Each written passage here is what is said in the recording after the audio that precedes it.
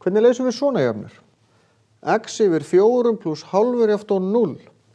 Þegar þetta er orðið jafna, þá má ég finna samnefnaran, sem í þessu tilfelli er 4, ég get margfaldað 2 upp í 4, er ekkert undir engin nefnari hér, þá þarf ég ekki að horfa á það.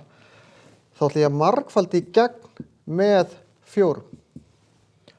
Og meira sé ég geti hugsað þannig hér, af því að það er 2 undir striki hérna, ég ætla ekki að margfalda með 4 heldur 2 sinnum 2. Hvort ég geri skiptir ekki öllu máli. Því að nú má ég stytta út, 4 deilt með 4 er 1. Þetta hverfur, verður bara eftir x, þetta x hér. Hér styttist tvisturinn út á móti öðrum tvistunum hér, eða ég get stytt út fjarkan og skrifa bara 2 í staðinn, af því að það verður 2 eftir þegar ég stytt út 2 á móti 4. Þá er þetta horfið, þá er eftir plús, þessi plús hér, 1 sinni 2.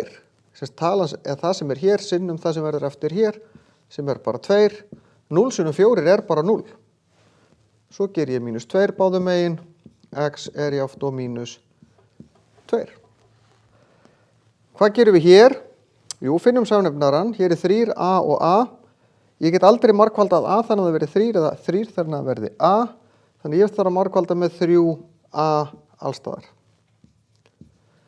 Stytti 3 á móti 3, a á móti a, a á móti a.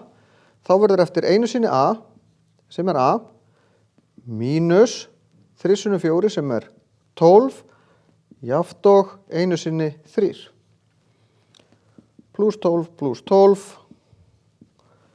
a er jafnt og 15. Finna hver samnefnarinn er, margfaldi í gegn, stytt út, því að svona losna ég við deilingarstrik fæ þetta upp bara í einfalda jöfnu og get haldið áfram. Stundum fæ ég flóknar og lengri jöfnur en þetta, en ef ég kann að leysa jöfnur þá er það ekki að trufla mig á nokkurn hátt.